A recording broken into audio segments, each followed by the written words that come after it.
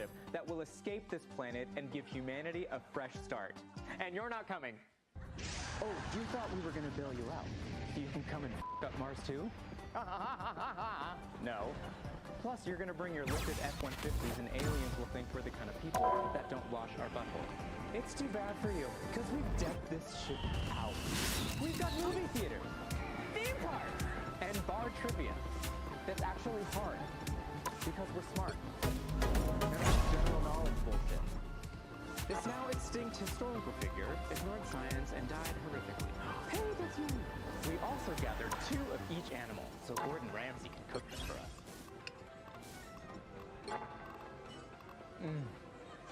Kangaroo.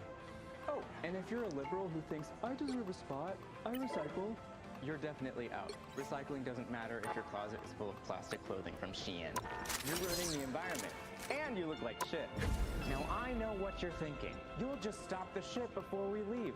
Well, guess what, assholes? We took off while you were watching this video. From all us scientists and Gordon Ramsay, you're at the USS Told You So. We're out, and we're coal rolling your asses on our way. Also, we're keeping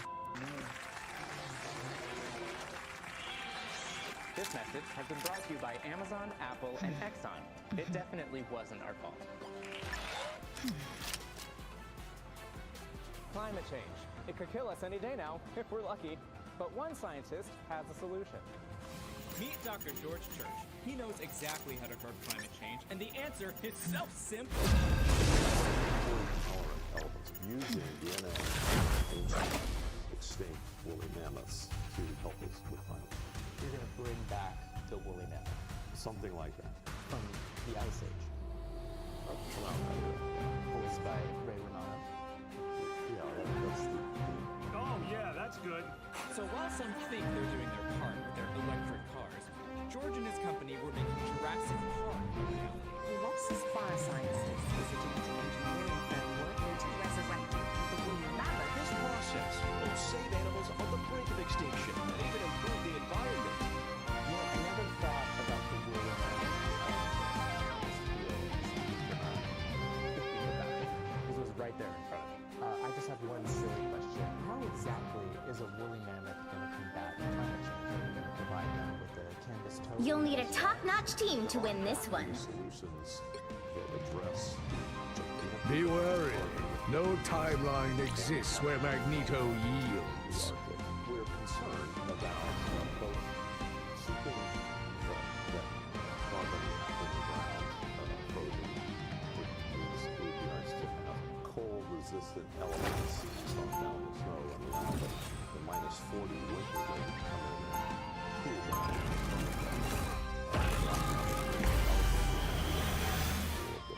Round 1, go! These humans good reason to hate and fear us after all. Grasslands and the vibrant ecosystem that 30 seconds before you attack. Get ready. I feel like with the right combination of monster trucks, Your ceremonial garb is truly stunning. A perfect look for this year's Hellfire Gala. I did not travel between dimensions to dance. I came to fight. Don't worry. The gala always has plenty of chances for both. The battle starts in 5, 4, 3, 2, 1.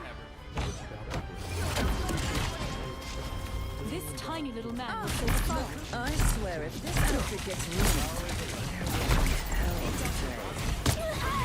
I feel like myself again.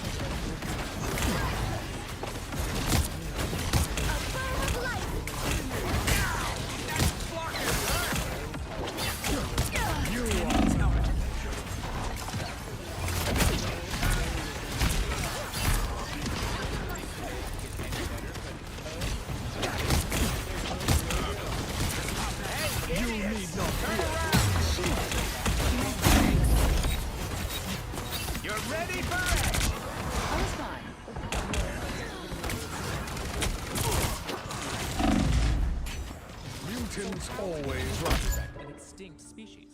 The woolly mammoth and the Asian elephant are very closely related. We can engineer them to be compatible with genetic engineering tools, right? So in a way, you're making sort of an Asian hybrid. Yeah? Okay, well now I know why they asked me to do this interview. But here's the problem. Money that's going to be spent would be much better spent. But can you imagine a beautiful world where humans and woolly mammoths play together on Earth? We're talking about an animal that is eating 300 pounds of food a day. 300 pounds? Someone called TLC. Yeah, I know.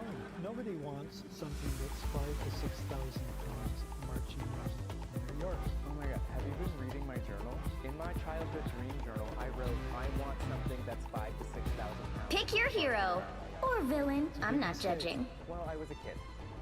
Both of these geniuses made good points, but only one Be of them wary. actually No timeline exists where Magneto yields. couldn't believe I was finally going to meet one of these majestic mammoths. Wow. This is amazing. So where are the mammoths? Are they in the back? Even a simple engineered elephant is a little short of a mammoth, about 2028 at the earliest.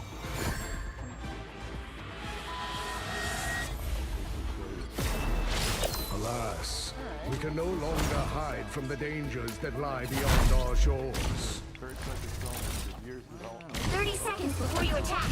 Get ready. It's very sterile. Sterile. This place is teeming with life, yet it feels so sterile. Everything here is crafted from pure vibranium metal. One of the few metals you have no power over. Do you truly see me as such a threat? Quite the opposite. The battle starts in 5, 4, 3, 2, 1. All you need to do is capture the mission area. Got it? I don't think I could handle the pressure of the Dark Force.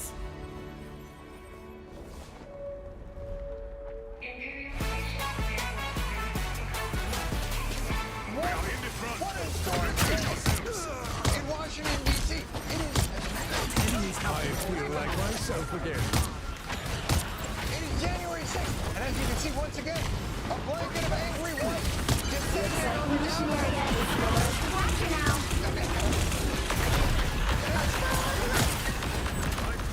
This white, oddly enough, not as destructive. It did stop traffic, but a lot less fair to As pray. graceful and lethal as always. Confederate flags. Of course, it is January 6th. It is the day that traditionally we now pretend that we knew was a big deal in terms of certifying the elections. Before that Massive destruction. insurrection. Careful. I do. You have no idea there was a January 6th ceremony or what it did or why it did. Now you just gotta act like, oh, that's so important. Let's get to it. It always begins with the traditional children's procession, where they bring in boxes of related remains of their dead pets. And then they dump them all the ashes on the speaker's desk. And then the speaker blows on the dust. In the name of the Always were a president-elect. petulant child, Wanda.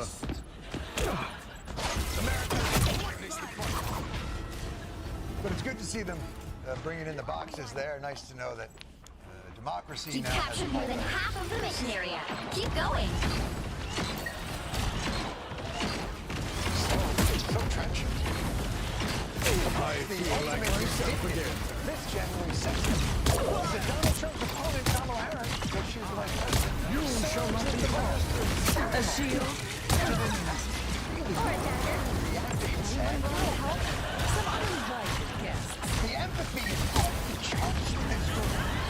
Kamala Harris has to be the master of ceremony. Your powers are mine! Us against the world!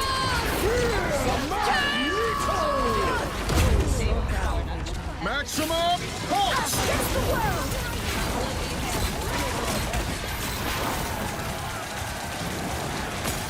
I shall not be removed so...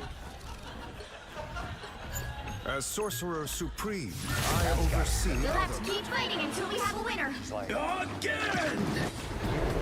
Pentagram of Hera! It's like a 10-minute The God of Thunder! I can't really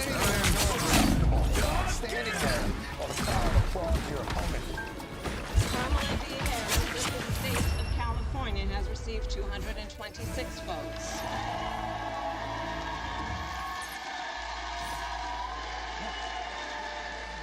Wait. That sounded louder. There's a lot of joy in that room. Open your I think eyes. she Be can still win wary. this thing. Our past Beats is the signs mired like in loss and 130,000 grief. votes in Georgia. But the future And then, belongs to some in Michigan, mutant Pennsylvania, kind. maybe Wisconsin, maybe they to flip North Carolina.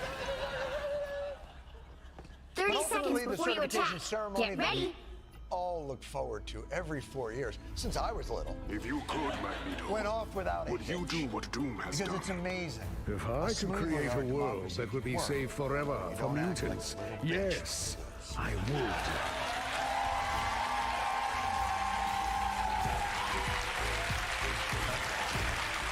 The battle starts in 5, 4, Just saying. 3, But it was lovely 2, to begin this new 1. political year on a peaceful and All calm. you need to do The is actual capture New the Year mission is area. Really Got it? quite rough.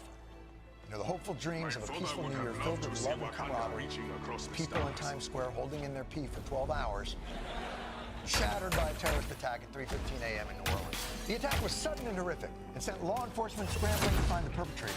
You were scrambling to find out who the perpetrators once found.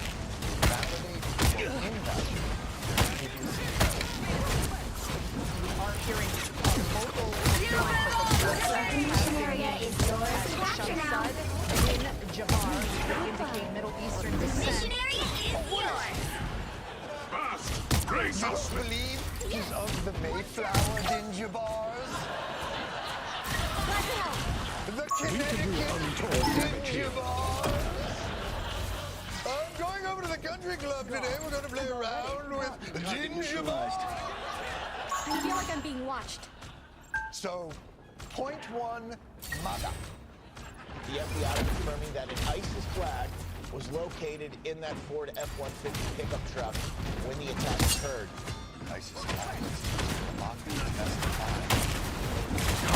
That needs a brand new reason to deport everybody. We do know that the vehicle crossing the border passed Texas across the border 2 days ago. A radical Muslim in a Ginger Bar illegally crossing the border to commit violence against Americans.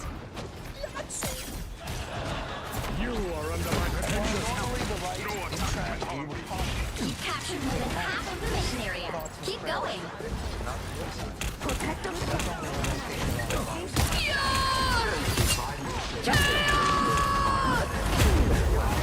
Your powers! Mr. Trump is blaming the Biden administration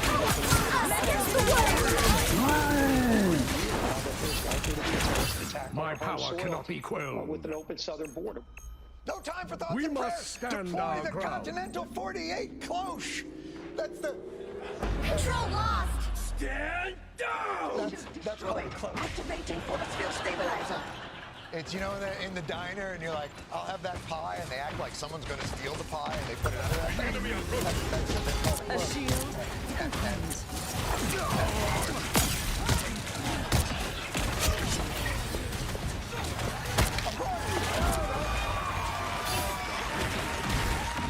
You are under my protection.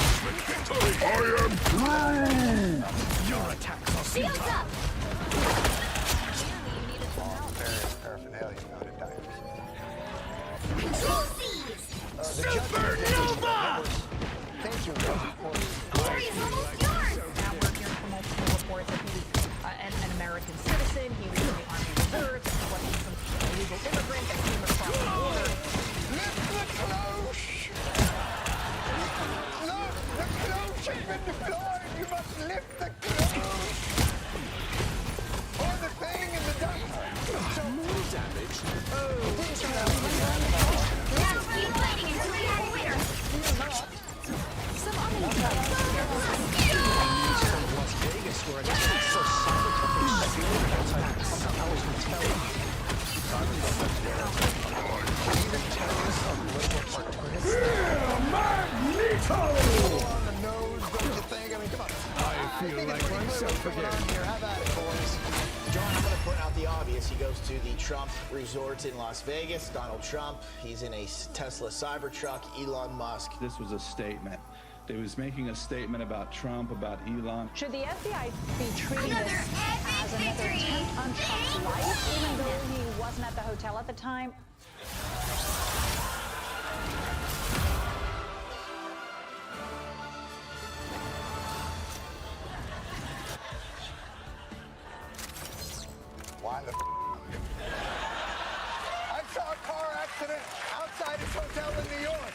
make that number 4 or 5. Who cares what's really happening? But unfortunately, even for that narrative, the statement by the bomber was actually, I think Trump is awesome. Officials say the man who blew up a Tesla Cybertruck outside a Vegas Trump hotel expressed support for President-elect Donald Trump and Elon Musk. Saying Americans need to, quote, rally behind President-elect Donald Trump and Elon Musk.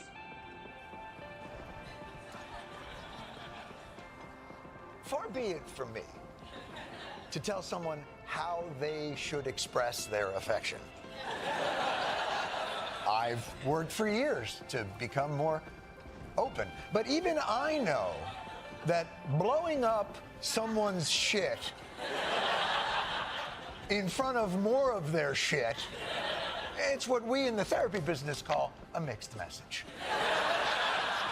So neither end of the illegal immigrant anti-American parlay has hit. But don't let reality ruin a good narrative. The person who committed the attack was indeed an American citizen. But let's not take our eyes off the bigger picture here, which is that over the past 4 years, millions of people have come into the country. My goodness, what else don't we know? If these are a couple of people who are homegrown, what don't we know of all of these people who have come across the border? Yes, yes. Clearly we have a problem over here. So what about over there? It turns out that American-born extremists not only show we have to close the border, they also take the wind out of the left's other favorite policy prescriptions. This also should lay bare the idea that gun control is going to make us safer. You know, we're using, what are we going to do? Start registering people for or giving background checks for people to get cars?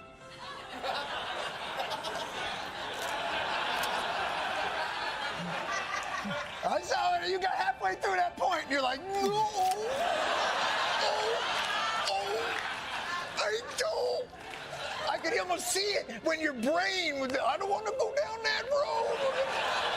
Oh, what are we going to have to do now? Register our... Yeah.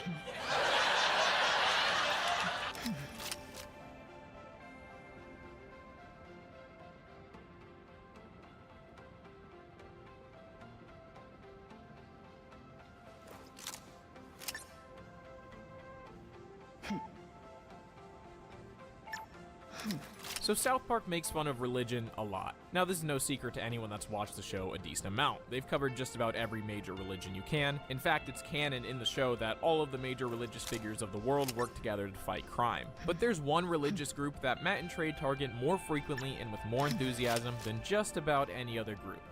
Jews. Stereotyping Jews is terrible. But their second favorite religious target is, of course, the Mormons. Would you rather go to war or have a sip of coffee? Definitely war, because my values prohibit me from drinking coffee, so I just think war is like a better option. Now, for a lot of people, this may be a pretty unfamiliar topic. Mormons make up less than 2% of the US population, and outside of the US, they're practically non-existent. I honestly can't remember if I've ever even met a Mormon in my life. Where I'm from, the religious people that come knocking on your door are the Jehovah's Witnesses. Okay, we're from Jehovah's Witness. We're Kingdom Heart Jehovah's Witness, and we believe, sir, that many people interpret the Bible as wrong. But you see, Matt and Trey grew up in Colorado, which just so happens to border the motherland for Mormons, Utah. And because of this, they were exposed to Mormons quite frequently growing up, which led them to developing quite a fascination with the church. Specifically Trey, and over time this fascination grew into what was basically a full-blown obsession. There was just always something that drew them to the religion. The bizarre and nonsensical stories told by the church, the overly kind and caring demeanor of every Mormon they've ever met, the violently American values being passed down, it all formed a culture that's uniquely captivating, and more importantly, very easy to make fun of. Now, if you clicked on this video, you probably know about South Park's rather infamous treatment of Mormons, with the religion being ridiculed many times throughout the show's history, and of course an entire episode dedicated to ripping on it. What you might not know is that Matt and Trey have actually made several other projects that heavily feature or outright target Mormons. These being All About Mormons from South Park, their 1998 film Orgasmo, and their 2011 Broadway musical, The Book of Mormon. You see, a few months ago, I was finally able to see The Book of Mormon live, and spoiler alert, it was awesome. But my first thought was immediately,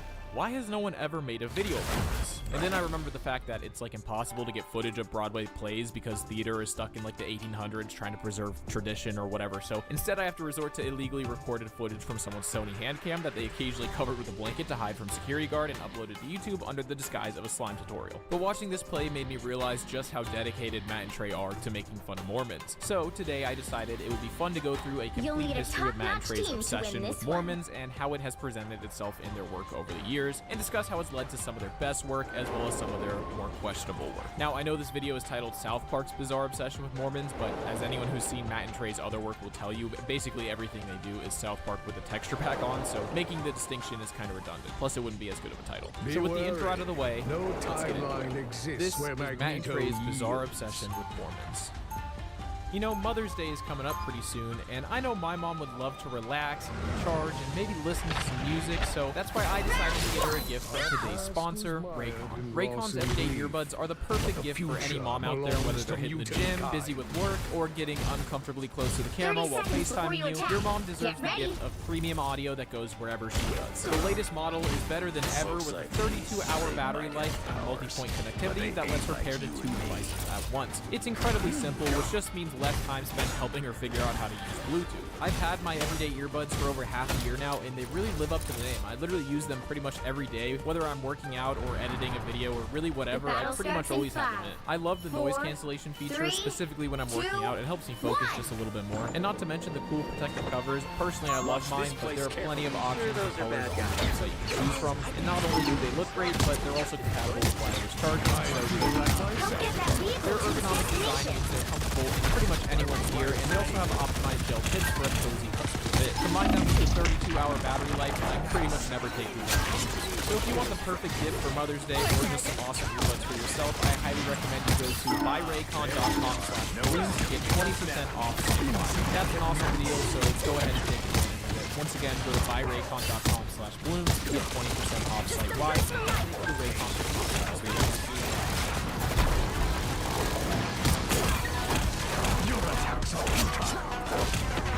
Now, I'm not going to talk a ton about this movie since I've been sitting on a video where I talk about all of Matt and Trey's other projects for like 2 years now, and then LS Mark did it, and that pushed me to another priority list. But I still do plan on making that video, so I'll save my full thoughts on that one. So I've actually known about this movie for years now, but I've never actually watched it. And when I finally got around to watching it, I was surprised. Not by the quality of the movie or anything, it's definitely the quality I expected, but rather the fact that the main character is a Mormon, making this the first official project that Matt and Trey would make revolving around Mormons. The movie follows Joseph Young, played by Trey Parker himself, a wholesome Mormon boy exploring the world for the first time by serving as a missionary in one of the most wholesome cities in the world, Los Angeles. You see, once Mormon males reach early adulthood, they are eligible to be sent as a missionary to spread the word of the church, where they travel and live somewhere for 2 years. We will talk much more about this process when we get to the Book of Mormon, as the whole book involves it.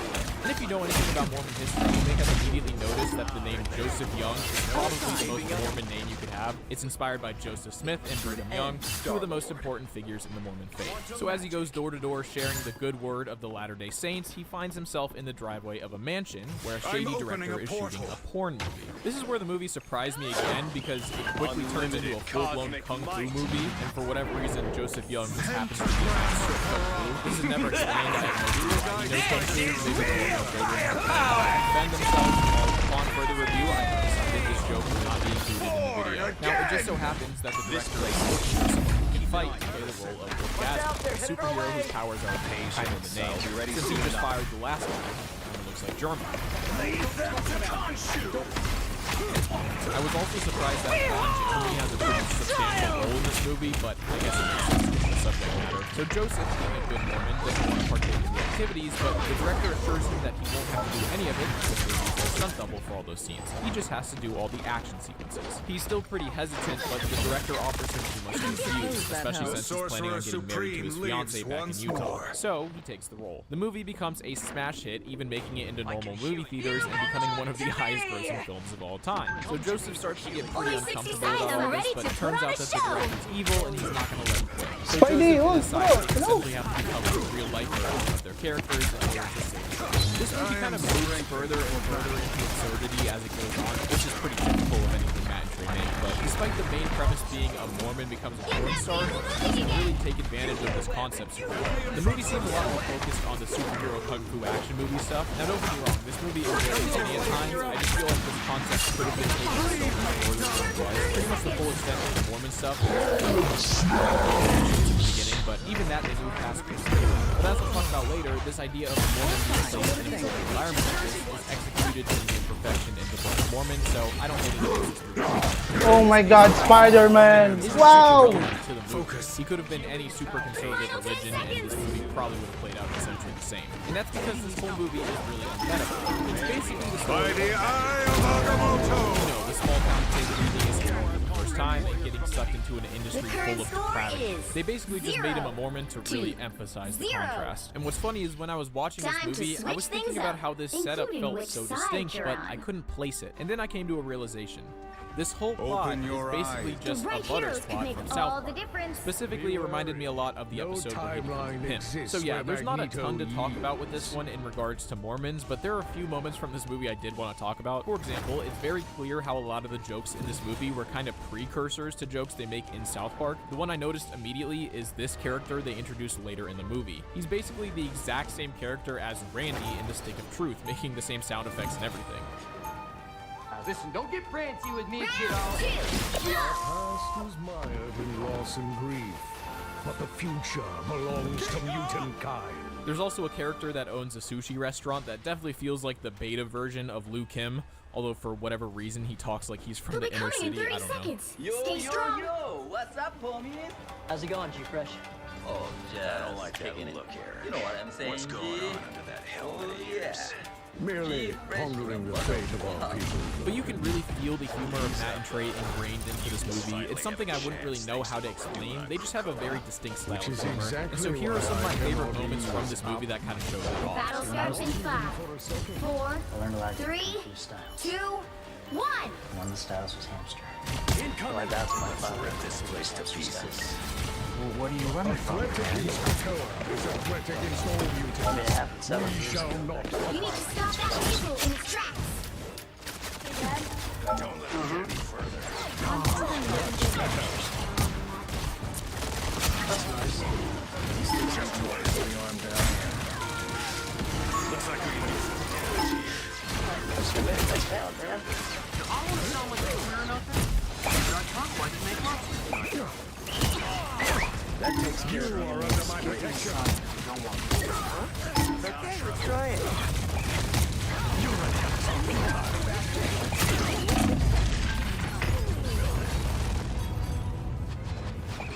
Any sign at all. But yeah, all around this movie is pretty funny while also being very bad. And like I said, I'll go much more in depth in the future, but for now, let's move on to South Park's take on Mormons. So Mormons have been mentioned quite a few times throughout South Park's history, with my personal favorite being the fact that canonically Mormons are the only people who make it to heaven. I was a totally strict and devout Protestant. I thought we went to heaven. I'm afraid hey, who was right? Who gets into heaven? I'm afraid it was the Mormons. This is real firepower! Besides, of course, Saddam Hussein, who was sent there by Satan as punishment, my step? totally isn't hiding weapons of mass destruction. We're just about to do a play about how For a king, your army is lacking. But of course, their most notorious use of Mormons came in the episode appropriately titled All About Mormons. I wanted to give a quick shout out to Armchair Analysis, who made an entire video breaking down this episode. I intentionally avoided watching that video because I am ready to put on a watching his show. other videos, I know he and I think pretty similarly, so if I end up saying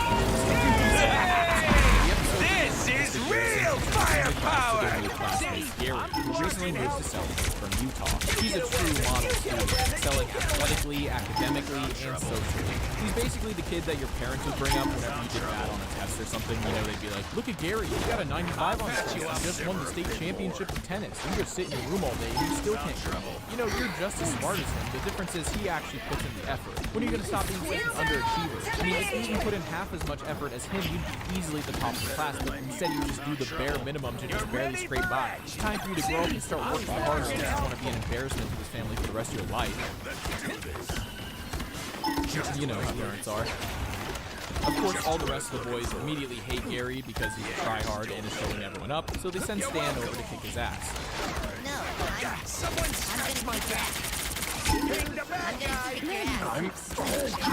Gary is so kind and understanding, he accidentally Jedi minds with Stan into going to his house for dinner.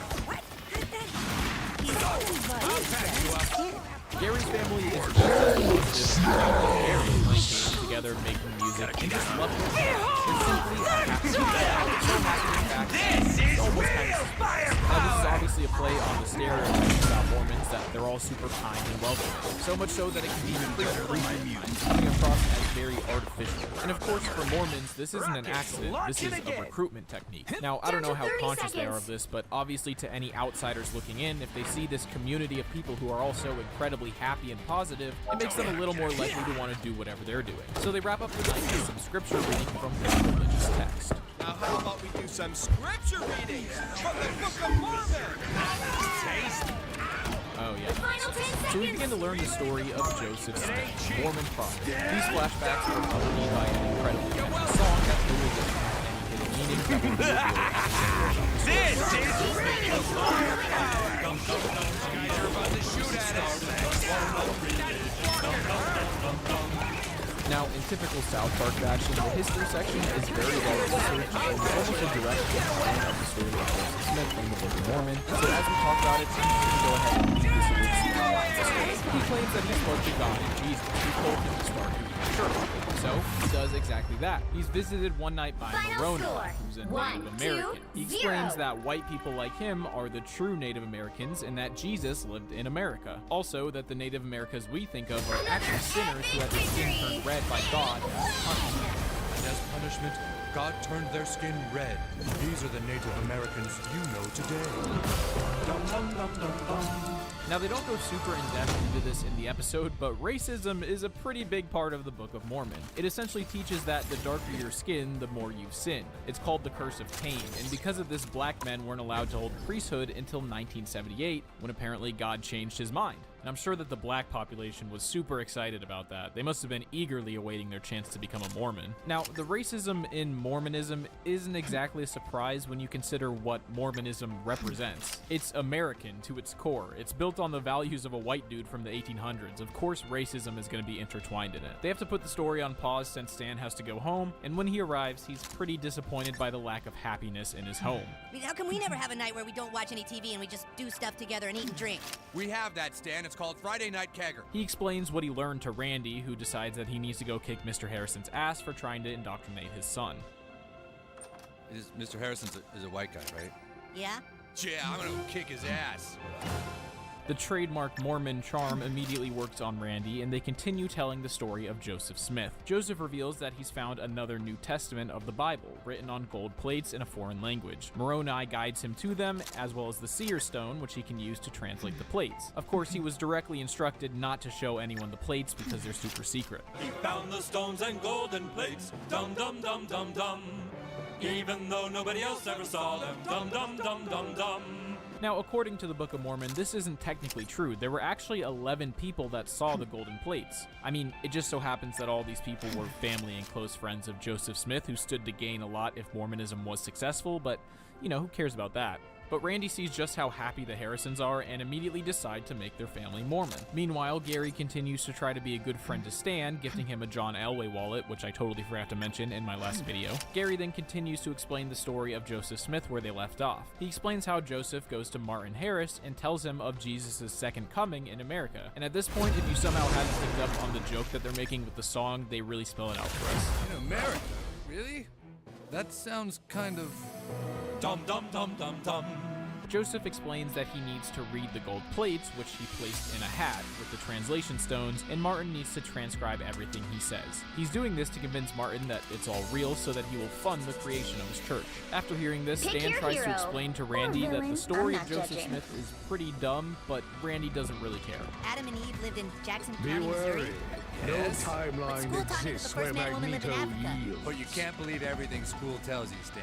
The Harrisons then come over for dinner and finish explaining the rest of Joseph Smith's story. So when Martin Harris goes to tell his wife Lucy about all the things he's learned from Joseph, she's not fully convinced. Martin, how do you know he isn't just making stuff up and pretending he's translating off golden plates? Lucy Harris, smart, smart, smart, smart, smart, smart, smart, smart. So she decides to hide the pages that they've written, telling him that if Joseph is actually reading off of plates, he should be able to transcribe them again with no issue. When Joseph hears about this, he decides to go talk to God again, and apparently God says that he's super pissed off, and now he can't translate from the same plates. Conveniently, he has to translate from different plates that tell the same story, but they're just written a little bit different. Now when Stan hears this, he immediately points out that just makes it obvious that Joseph Smith made everything up. So he convinces Randy, and they're no longer Mormons, kicking the Harrisons out of their house. All you've got are a bunch of stories about some asswipe who read plates nobody ever saw out of a hat and then couldn't do it again when the translations were hidden. You just weasel people into your way of thinking by acting like the happiest family in the world and being so nice to everyone that you just blindside dumb people like my dad. Got it? Yeah. Stan ends up having one more interaction with Gary at the bus stop, where Gary gives some justification to Stan about his beliefs. And maybe Joseph Smith did make it all up. But I have a great life and a great family. And I have the Book of Mormon to thank for that. The truth is, I don't care if Joseph Smith made it all up. Because what the church teaches now is loving your family and being nice to others. And even though people in this town might think that's stupid, I still choose to believe it. All I ever did was talk to your friends, man. But you're so right, I just simply ask my religion and just see my son back. You've got a lot of growing up to do, buddy.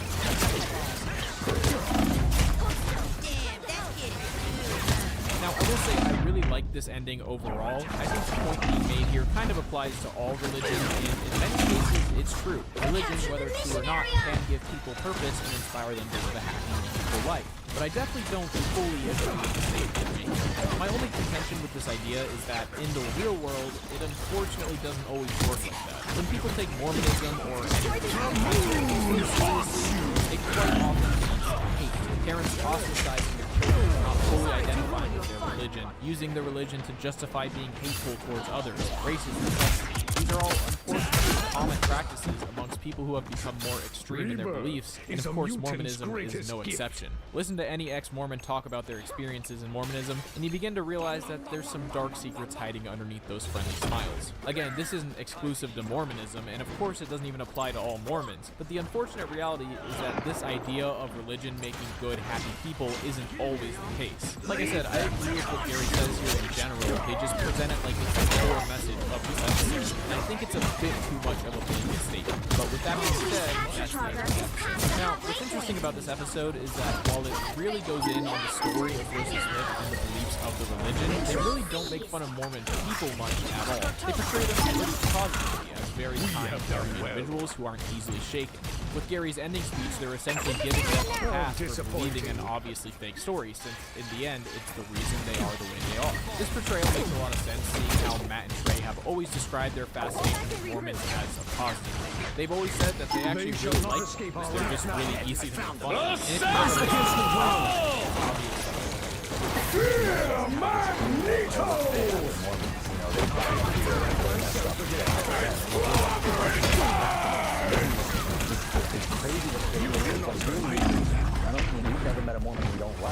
After this episode was released, the Mormons were mostly chill about it. The church itself did make a statement saying that the episode was, quote, a gross portrayal of history, but that it didn't no personal or I am ready to put on a show! Matt and Trey have talked about how after the release of this episode, every time they would visit Salt Lake City, the kids would all talk about how much they love jazz and so obviously they were too.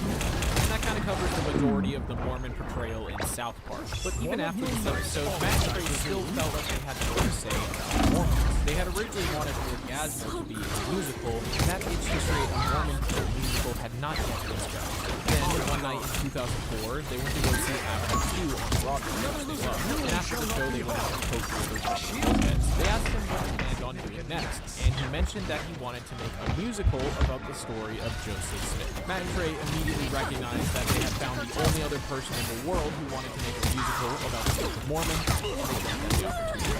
So, they began working on writing a musical in their free time, and 7 years later, the Book of Mormon would premiere on Broadway.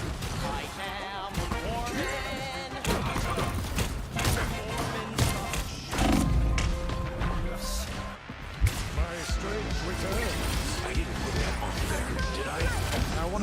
saying that this play is absolutely incredible, and if you ever have the chance to go see it live, I highly recommend it.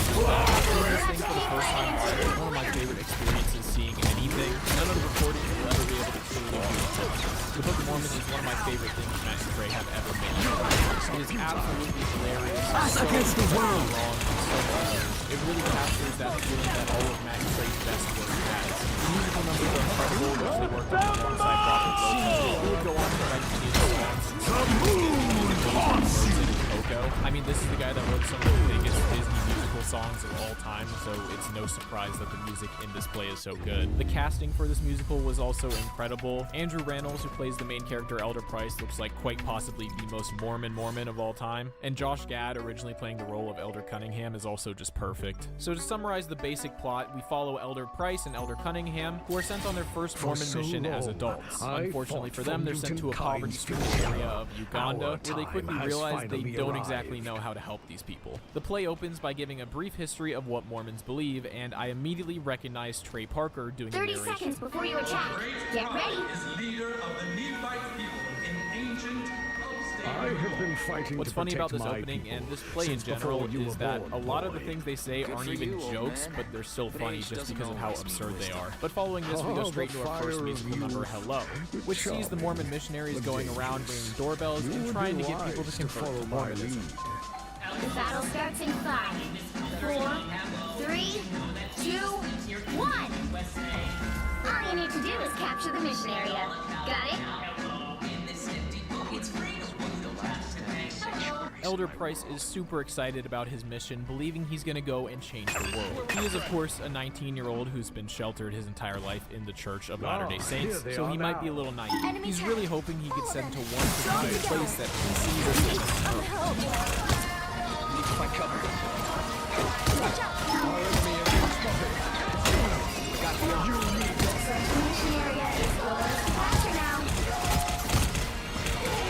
Now, funny enough, when I saw the Book of Mormon, I saw it in Orlando. So I was convinced for like the first half of the show that they do this with every city they go to. But no, he just really loves it. I am ready to put on a show. It's even better since every time he talks about Orlando, the crowd can go crazy. So he ends up getting killed with Elder Cunningham, who's kind of a nerdy, awkward guy who doesn't really understand social cues very well. He's basically designed to be your typical quirky sidekick. Now, Elder Price already isn't very happy about this clearly, but he gets a lot less happy whenever he starts where they're going. Capture the mission area. Mutants always rise again. Yeah, that's about as far from Florida as you can get. Now, being this sheltered, suburban, white kid from Utah, he clearly has some negative ideas about sub-Saharan Africa, but he's still convinced to be able to help. The rest of the movie shows us how little they know about Africa by having this random black lady do a song that sounds like it's straight out of The Lion King.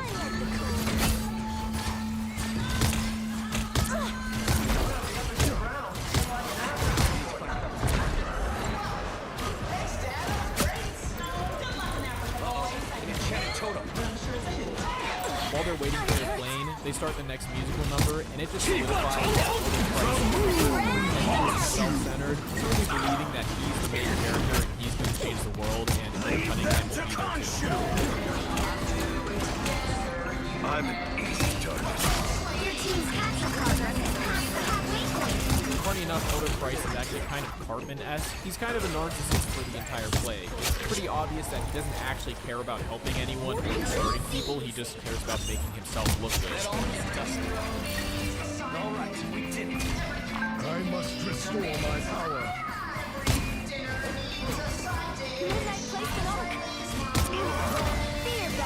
Also, you can't really see it in this video, but I love this little fourth wall break they do where they lower the curtain and Elder Cunningham tries to stay on music. But they make it to Uganda, and as soon as they get there, they very quickly realize that the Lion King isn't exactly the most accurate representation of the area. They're back against the world. Villagers, they tell them that the closest police are about 6 hours away, so they're out of luck. The people of the village immediately go into the next musical number, which is an obvious parody of Hakuna Matata from The Lion King.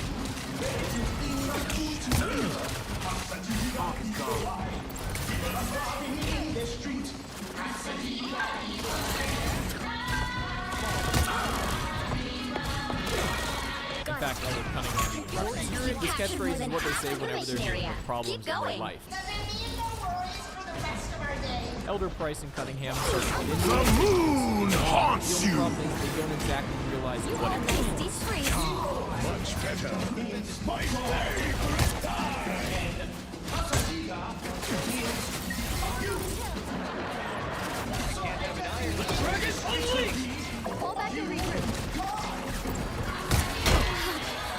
As the song goes on, it gets darker and darker with the village people sharing just how terrible some of their problems really are.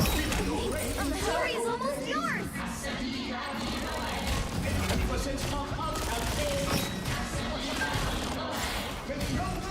I am ready to put on a show!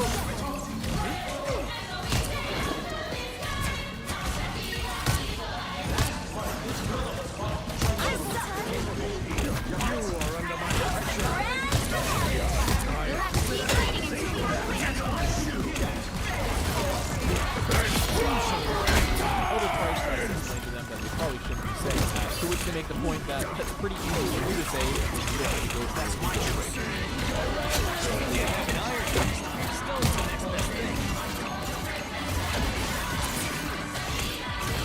It really just goes to show how unequipped they are to actually help these people in any way, because the problems they have to deal with are absolutely nothing compared to what these people have to deal with on a daily basis. The vulgarity just gets worse and worse throughout the song. By the end, they are repeatedly telling God all the places he can shove it. This opening reminds me so much of Bigger, Longer, and Uncut, where the movie starts off with no cursing or anything, it's just a wholesome day in this mountain town, and then they go see the Terrence and Phillip movie, and it immediately transitions into the most vulgar movie you've ever seen. They basically do the same thing here with this innocent Mormon boy ready to go help the world, only to be immediately slapped in the face with the dark reality of the situation, as well as basically telling the audience that if you can't handle this, you might want to get out now. They then meet up with the other missionaries that have already been there, and they realize that they haven't converted a single person yet, and this just leads to Elder Price questioning himself more and more, thinking he doesn't deserve to be here. But when he says he's confused, the other missionaries misinterpret what exactly he means, and they go into the next musical number. This one's all about the good old Mormon tradition of holding back all of your emotions and bad thoughts and trying to stifle them as much as possible. All you need to do is capture the mission area. Got it? Like the lines, we just go back. Really, what's so hard about that? It gets really dark with some of the missionaries sharing some very traumatic experiences. This one in particular is actually the same joke they've done in South Park before when Kenny dies. My sister was a dancer, she got cancer, she had time, so I got exploring. You shall not be harmed. Good to be protected. I feel like myself again. Looks like the mission area is yours to capture now.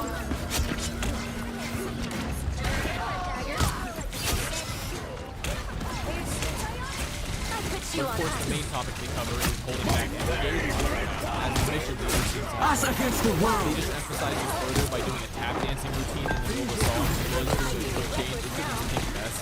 Once again, it reminds me of Bigger, Longer, and Uncut, this Big Gay Alice song in the movie. It's just a very similar vibe. Also, it becomes a running gag throughout the play that this guy is very flamboyantly gay, but pretends like he's not. So then when they go to bed, yes, that is a real thing. They're called temple garments. So then they do a quick little closing song before they go to bed. And once they talk about how they're there for each other, and they finish it with this line. The moon! Rebirth is a mutant's greatest gift. Now, I definitely read this as more commentary on the real reason that they're there, which is to make themselves feel better and that they really don't care about helping anyone. In the end, it's all a pretty selfish thing just to make themselves look good. So in the morning, they begin to try to convert people once again, but the people of the village are pretty fed up with hearing about the Bible because they've had tons of Christian missionaries already try to convert them in the past. But Elder Price explains that they're not simply Christians, they're Mormons, which leads us immediately into our next musical number, the All-American Prophet. Disappear!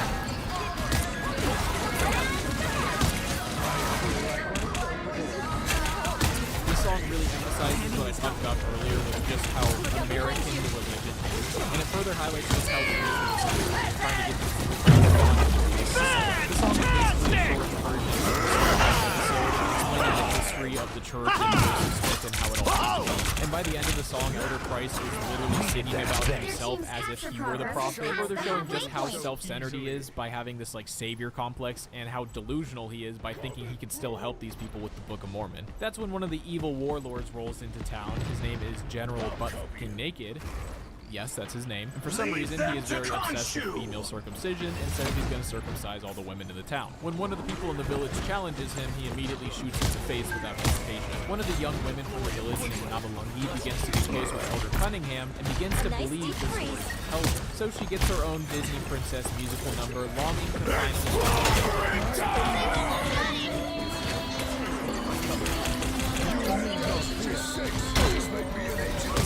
Now, the idea of Salt Lake City against the world. But one of the jokes I didn't get about this song until I listened to the soundtrack is that she's not just saying Salt Lake City, she's literally saying Salt Lake City, which is really funny and honestly kind of wholesome for some reason. But as you can imagine, after watching the dude get shot in the face, Elder Price isn't exactly as open to staying in Uganda as he was before. He decides to request a truce. Elder Cunningham makes the tough decision to go with him because he's his best friend and he wouldn't abandon him. But then Elder Price tells him that he doesn't want him to come because they're not best friends and he doesn't even really like it. This is played like the sad breakup moment, and it really gets to Elder Cunningham. He's ready to give up too, but just then Navalungi comes up and tells him that she got the rest of the village to give him a chance and they're ready to listen to what he say. But he tells her that Elder Price already left, so there's not really any point. But then she asks him, why don't you come? To which he basically responds, I can't do that, I'm the side character.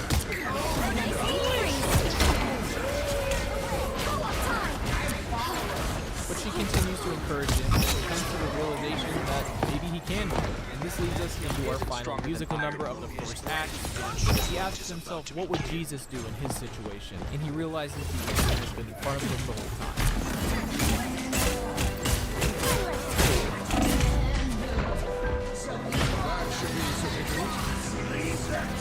The song is hilarious. It's all about how he needs to take after Jesus and be a man. But as it goes on, it eventually becomes a medley, including a bunch of these songs. And if you watch my Raging South Park songs video, you know I am a huge sucker for a medley, and I love this song because of it. Good to be protected.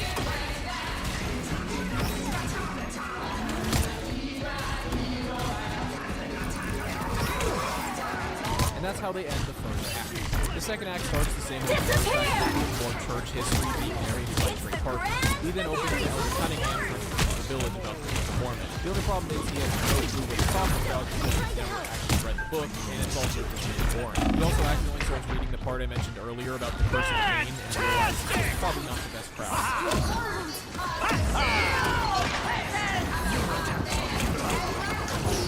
The real problem is that the villagers simply don't because nothing in that book applies to their lives in any way at all.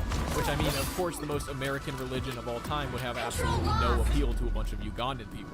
Elder Cunningham realizes this, so he starts making stuff up that addresses problems they're actually dealing with. I know you're really depressed, but with all your AIDS and everything, but there is an answer in Christ. He also begins adding in some smaller plot points from the movies and TV shows that he's familiar with. If you lay with that infant, you shall burn in the fiery pits of Mordor. This leads to a whole musical number with religious figures like Joseph Smith and Jesus being disappointed